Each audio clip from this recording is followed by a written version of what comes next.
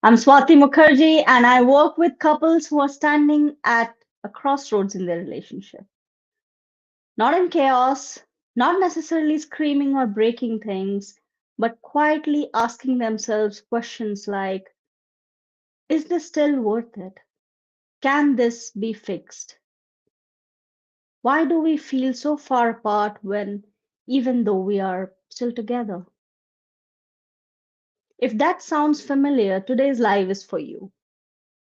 I want to say something upfront that may feel uncomfortable, but it's important.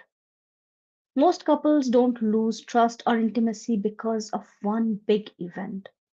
They lose it because they avoid three specific decisions for too long, and avoidance slowly turns into distance.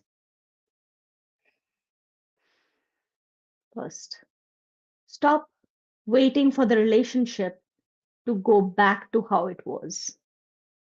This is the first crossroad moments. Many couples are secretly waiting for the relationship to return to an earlier version, before the resentment, before the emotional shutdown, before the exhaustion. But here's the truth: that version is gone, and holding on to it keeps couples stuck. Rebuilding trust and intimacy doesn't mean going backwards, it means deciding to build something new with more awareness, not necessarily more effort. And I see this pattern constantly in couples who are high functioning in everywhere else, but emotionally frozen in their relationship. To shift from who's right to what's actually happening inside us. At the crossroad, couples often argue about facts. Who said what? Who started it? Who tried harder? But intimacy doesn't break at the level of facts. It breaks at the level of emotional safety. Until both partners are willing to ask, what is happening inside me when we disconnect? Nothing real changes. This is where trust actually begins to rebuild, not through apologies alone, but through emotional responsibility. One partner withdraws to feel safe, the other pursues to feel secure, and both feel rejected, neither feels understood.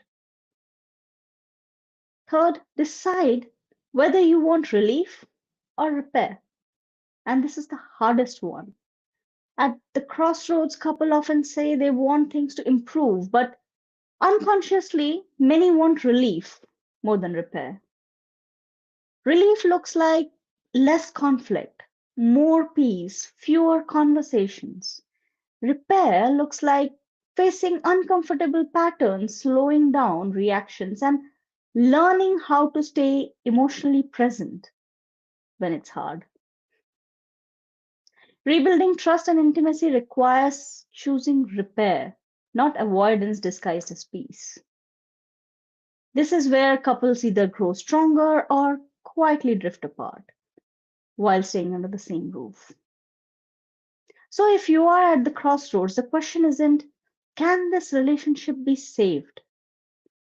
The real questions are we willing to stop going backwards? Are we willing to look inward instead of just arguing outwards? And are we willing to choose repair over temporary comfort? I want to hear from you. Type crossroads if you feel emotionally unsure but still invested. And type repair if you know something needs to change but don't know where to start. If you're a couple at this stage, please hear this. Being at the crossroads doesn't mean you're broken or the relationship is broken. It means it's asking for a different level of emotional maturity. If you want structured support to build trust, connection, and intimacy without blame or overwhelm, you can message me directly or book a call. This is exactly the work I do. Thank you for being here. I'll see you next Monday.